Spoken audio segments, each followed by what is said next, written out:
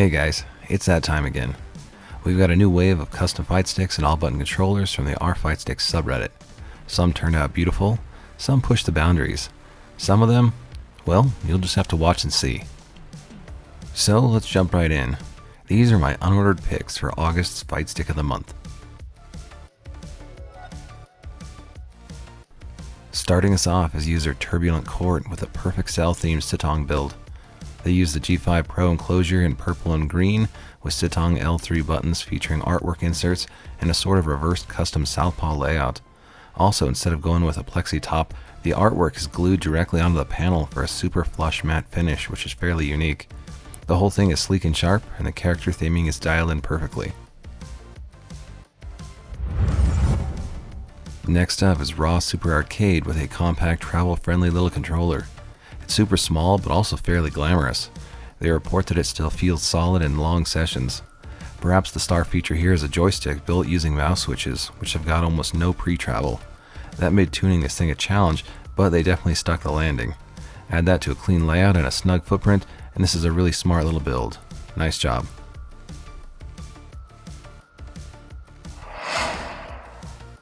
Coming in next is Slick Money, showing off their very first fight stick, and it's a strong debut. This isn't a case we see too often anymore, but they chose an Espada, with Clev executing a bold shredder design front and center there. Great colors throughout, and then he even tucked the Espada tag into the helmet design itself. For a first time build, it's impressive how balanced the whole thing looks. Great job. Then we have user Aggressive Goat, who transformed a stick that nearly made them quit the FGC into a glowing LED hit stick. For this, they had to learn some soldering, plexi cutting, and wiring from scratch to get it all done. They've got sawn-wall parts, some great flashy lights, and enough commitment to power through all the frustrations. Outstanding perseverance, and a super fun result. And here user Call 555 Jack Chop replaced their old TE2 with something a little happier, a Bob Ross themed Mayflash F700.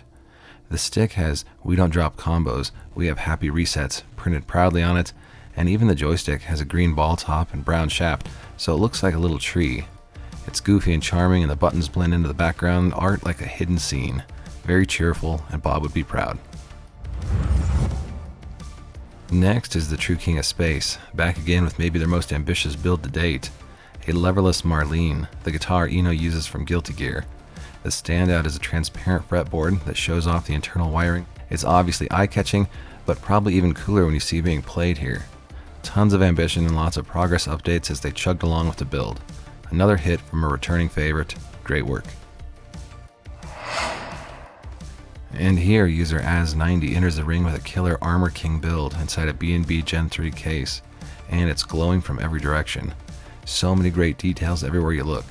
Gravity RGB buttons, a knee Neo lever, Brook Gen 5X PCB, and even an OLED display with custom animations. The Deora Fight Lights lighting is awesome, and even the foam on the back is custom cut to stay in theme. Every surface just has something interesting going on.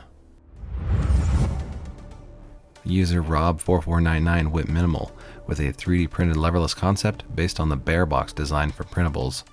They wired it up themselves, added some felt tabs for some height, and left the start and select hanging for the time being. This is about as stripped down of a leverless as I've ever seen, but that's just part of the fun. Then there's Burner Azer with a translucent Nago Ghost Print build in a Gen 2 slim case. It features a glowing ARGB strip, RP2040 board, gravity silent stick, and really unique translucent film artwork that reacts beautifully to the case lights. They said they spent a little too long testing it before shipping. Can't blame them though, it looks fantastic. User Weaver7 kept things subtle with a mini hitbox and some incredibly cool laser engraved faceplates. The engravings were done by a friend who runs a maker business, and the final cuts are great and add a lot of character. Now they've got some really fun options for faceplates. Up next is user Metal Chopsticks, sharing their Luffy manga themed Hitbox Ultra, styled with sketchy action lines and super combo buttons to match.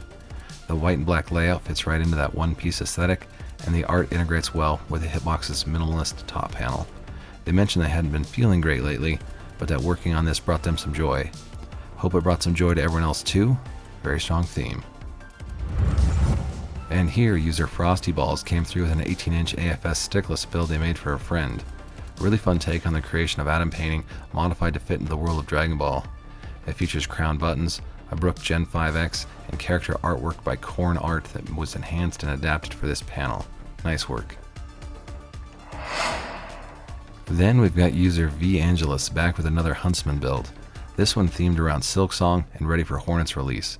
It's got octagonal analog gates for better pogo control, and once the STLs drop, they'll include all custom files with them. 2 units are already done and more are on the way. A fun build for a fun property. And now Captain Laserface shows off the spikiest build of the month, a silver chain coffin controller. It's got a slightly intimidating look, but they swear it's more comfortable than you'd think. Maybe that's just the Gold Lewis main in them talking though. Still, they're already planning to color match the buttons and dust wash to the metal accents, and this is easily one of the boldest builds we've seen in a while. Awesome concept and fun execution. And finally, we'll conclude with something a little different. User Yanisha Boyer made a custom controller shaped like a cat, just for their daughter. They sketched it up in Procreate, translated it to Vector and Illustrator, and then figured out how to split the shape for printing while preserving a filament gradient across the whole body. Everything was assembled with care, including the cleanest wiring they could manage, because as they said, my daughter deserves nice things. 1,400 upvotes couldn't be wrong. It's one of a kind, full of charm, and it's this month's Fight Stick of the Month. So that wraps up another great month on our Fight Sticks. Which one stood out to you? Any that I missed? Let us know in the comments, and don't forget to tag your next build with lots of pics and details. Maybe we'll see you in a future video. Now, here's the final parade of even more great sticks to send us off. Support your locals, and I'll see you next time.